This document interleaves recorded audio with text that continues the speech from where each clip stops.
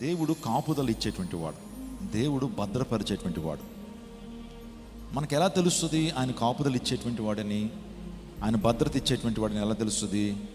ఆయన ఇశ్రాయేలీయుల పట్ల చేసిన కార్యాలు మనకు ఒక తార్కాణంగా కనబడుతున్నాయి.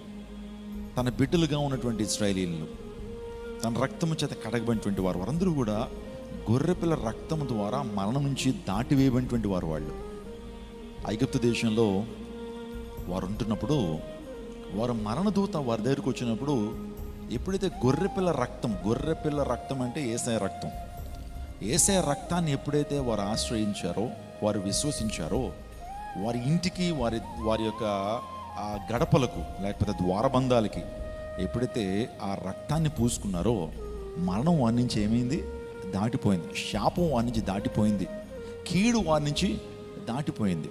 ఈరోజు మీ కుటుంబాల్లో కీడు రాకుండా ఉండాలి అంటే, మీ కుటుంబాల్లో సాతాను యొక్క శక్తులు మీ యొక్క కుటుంబాల మీద కానీ, మీ పిల్లల మీద కానీ, మీ ఇంటి పరిసరాల్లో, మీ గృహాల్లోకి చీకటి రాకుండా ఉండాలంటే, మీ గృహానికి యేసు రక్తం పూయబడాలి. యేసు రక్తం కింద మీ కుటుంబాలు ఉండాలి. యేసు రక్తం కింద మీ యొక్క పిల్లలు ఉండాలి. అందులో బట్టే ప్రార్థన చేస్తున్న ప్రభువా వీరిని యేసు రక్తం కింద ఉంచు అని అంటాను.